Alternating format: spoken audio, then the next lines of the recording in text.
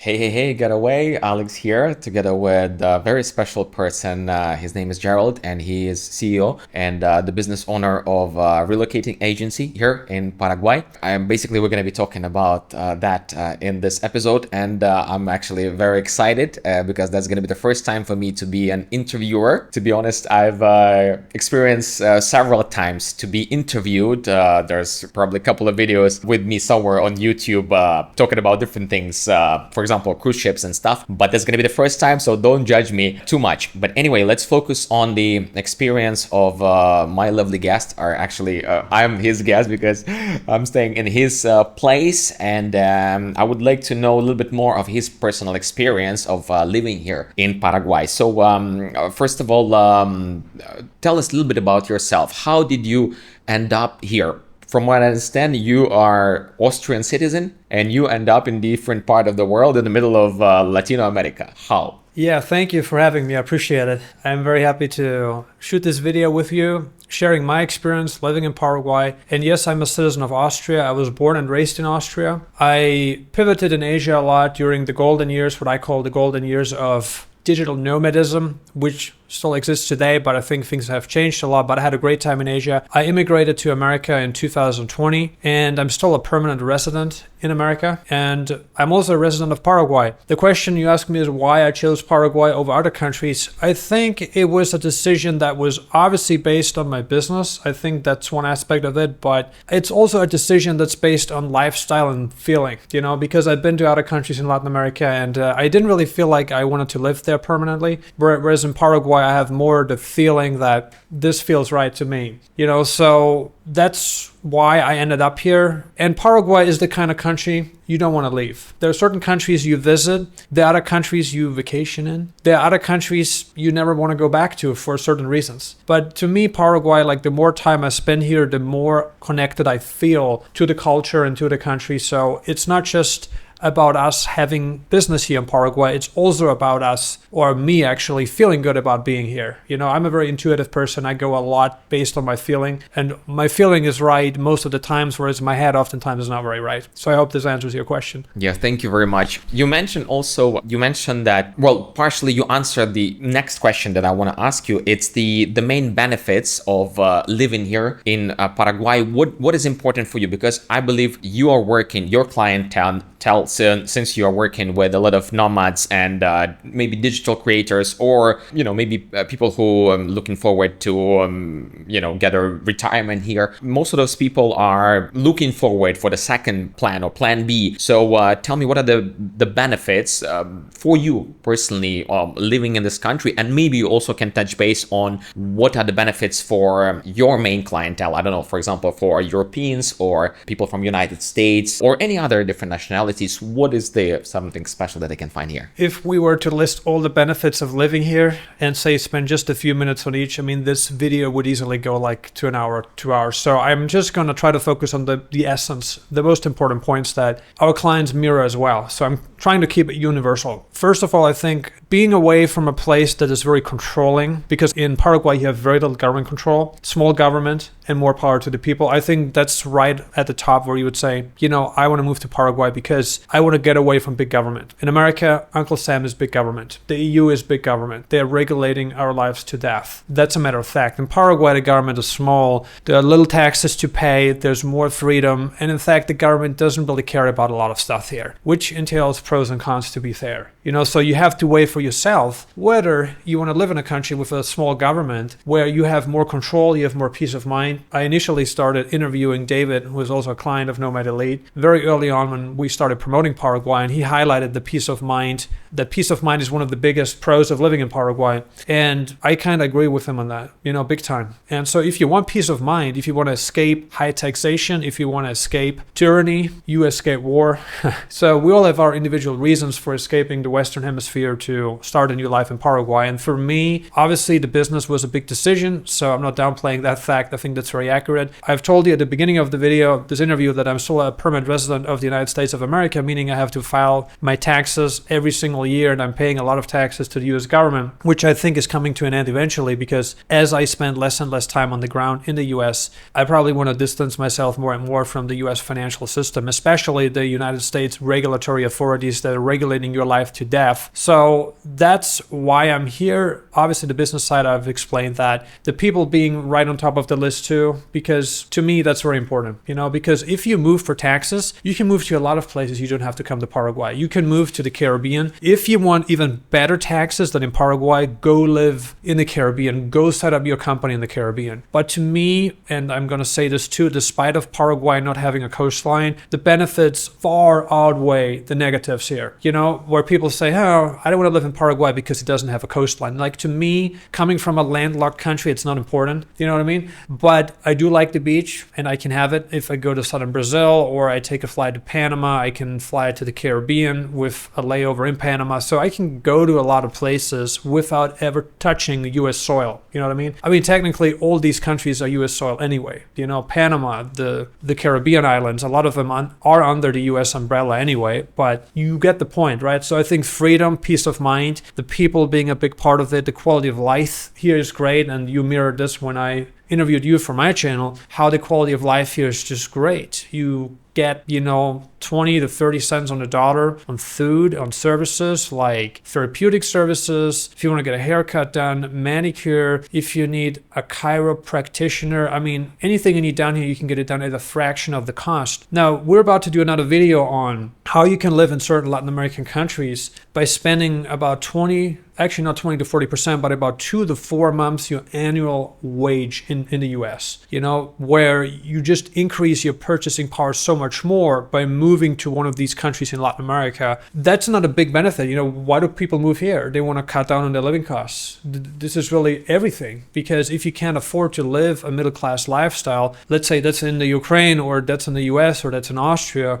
in Italy, Australia, New Zealand, wherever you're located, if your money doesn't go a long way anymore, you might want to consider relocating to a friendlier country in terms of cost of living. It just makes a lot of sense. So I think that's another big thing where people don't want to overextend themselves financially, which is difficult in a lot of Western countries because your money does not go a long way anymore. And now we have the war, and it increased prices across the board in all countries pretty much, because now our economy is global. So if a war happens, we are all attached to it. We're all part of it. Whereas before, wars used to be regional, and there was just less dependency on imports from overseas. I mean, it still existed, but it wasn't really like life-changing. But today it is. Like, if war were to break out in like Taiwan, I mean, you would see the costs of everything would go up. So yeah, I would say, again, I'm summarizing this, right? Peace of mind being one of them, taxes, the friendliness of the people, the quality of life. So I think these would be the benefits. Thank you very much. Thank you, Gerald. That was a very full answer. Perfect. Thank you very much. That's exactly what I believe my spectators need. And you mentioned also the interview that we recorded before. I believe we're going to leave some link on that. By the way, I want to just confess, I consume a lot of YouTube, and this is how I actually find out about this man and the services that his company provide through YouTube. For me, it's a main, research platform. I was consuming a lot of videos before coming here because you want to know where you're going to be living, what kind of condition, and you want to, let's say like this, explore and research as much information as possible. So for me, his channel was very useful. And then of course, if you know somebody in person, then you even understand the connection on a completely different level. So thank you in advance for that. And guys, you need to check it out for you to understand, because this man has much more expertise in the subjects that we are discussing in this video. Also, a couple of things that I would like to ask you also. Tell me, I know that you're talking about this is your channel is all about this, but maybe for some people, they either need to be reminded about this. What are the requirements of applying for the residency of Paraguay right now? And if anybody can do that, what are the main requirements, and who can do that, please? Earlier this morning, we just had an interview with a senator here in Paraguay, and we had a very interesting conversation about the economic outlook of the country in crypto and how this might change. But anyway, to the point, or to the question you ask about what's interesting about the residency, is that as long as you're from an allied country, and the senator who I spoke to today, he highlighted this, how Paraguay is very much focused on retaining solid relationships with Israel, Taiwan, obviously the European Union, and also America. And he pointed out in a discussion, that we had, the interview we did this morning with him, how he met up with U.S. Senator Marco Rubio, and how the U.S. is trying to change a lot of the politics here. Like the U.S. is interfering in a lot of places, and he was like, well, we want to be treated as an ally, not an enemy. But if you're from an ally country, you can apply for Paraguayan residency, which you did, which I did, which many other people did. So that's the first requirement, being from an ally country. Now, what countries are considered allied countries? European Union countries, certain parts of Eastern Europe, so non-EU Eastern European countries are also part of it, like the Ukraine is part of it. Certain countries in the Middle East, like the United Arab Emirates. Then Asia, we got Japan, Korea, Taiwan. Then Oceania, we got Australia, New Zealand. Obviously, North America too, so the United States, Canada. If you're from one of the countries that I just mentioned, I actually forgot South Africa too, and pretty much anywhere in Latin America. So if you have a Latin American passport, whether that's in Central America, in South America, in the Caribbean, there are some exceptions in the Caribbean because there are a lot of tax havens there, and so they may not want you to come in here and apply for residency because the passport could have been purchased through a citizenship by investment program. So the government is not necessarily in favor of that here. So we had, for instance, some clients who were looking to apply with a citizenship by investment passport, and it was from a country, I think like St. Lucia, that does not enjoy visa-free access. So they can't get in unless they get an entry permit. If you are from one of the countries that are outlined, you're not going to need an entry permit to come to Paraguay. So that's good, because the entry permit is the hardest part, because you have to get a visa. And Paraguay is very strict with approving visas for non-allied countries, for citizens from non-allied countries. So it's very hard to get in. We have some clients who want to come here, they need to apply for a visa, and trust me, it's hard. It's hard, and it's gotten harder this year. It's getting harder every year. So if you're from an allied country, if you're lucky enough, you can apply for Paraguayan residency, assuming you have a clean criminal record certificate. You had to do this. I had to do this. You can't have anything on it. Sometimes maybe you can get an exemption, and we can help you with this too if you're interested. You need a birth certificate, and all these documents must be original. They must be apostille.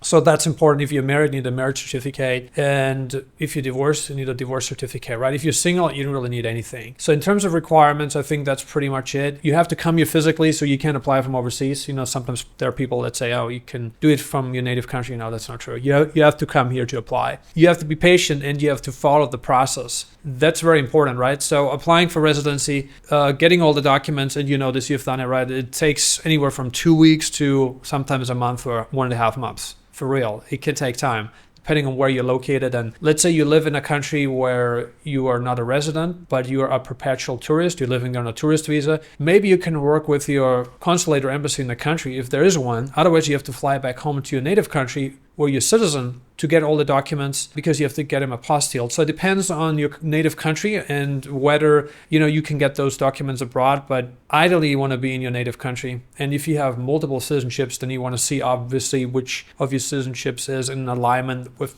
Paraguayan law, where you can come in from an allied country and apply for residency. Thank you again. And another thing that I was thinking to ask you, now you have a very unique experience as a foreigner, basically working here, having your business here.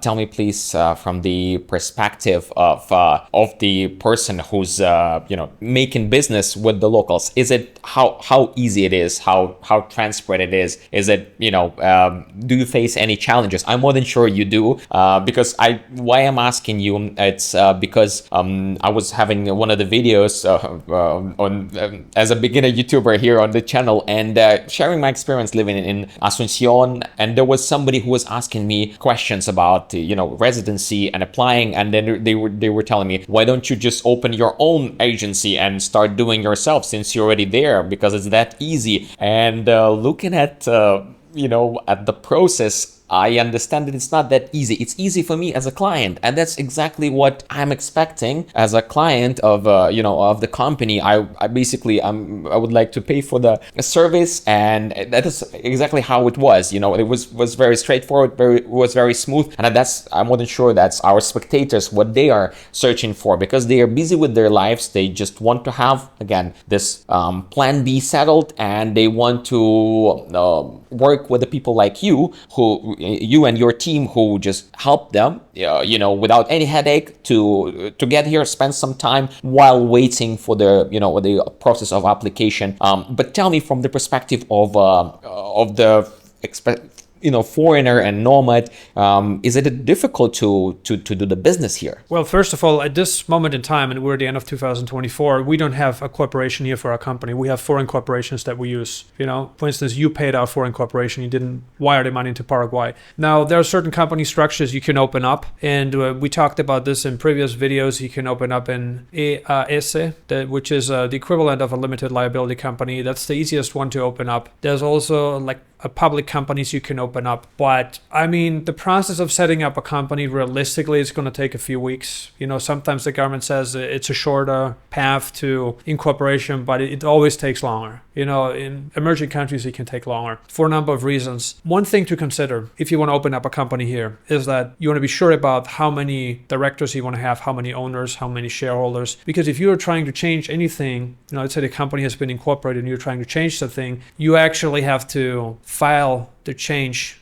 and you have to redo a lot of the things, and the costs are ramping up pretty quickly. So that would be my first tip. Just be 100% sure about the company structure. Is it going to be a public company, a private company? How many shareholders, how many owners, the industry, and how much money do you need to start it, right? If you want to open up a bank account, how much money do you need a deposit? So these things are all very important. Yeah, I think that's pretty much it. Well, I think there's so many things to discuss about Paraguay, because it's really beautiful country. And again, I'm staying here. I already have a couple of videos about that. Gerald has a channel dedicated basically to, like, one of the big topics is actually he's talking about Paraguay and how to relocate here, how to start your business here, how to get a residency here. So you definitely need to check it out. Now also he mentioned a couple of things like some people might be looking for the place to live at the beach. I was a couple of days ago in beautiful Encarnacion. I mean, it's a river, right? But still, it's a resort town with a great vibe, and I felt there like I would have feel in any other place with a, I don't know, for example, if you're from, let's say somewhere from Hungary or somewhere Central Europe, you maybe know what is Balaton River, Balaton Lake, or yeah, it's a great resort place in the middle of Hungary where, a lot of people would have go and spend their vacation, and you can find the places like so here in Paraguay.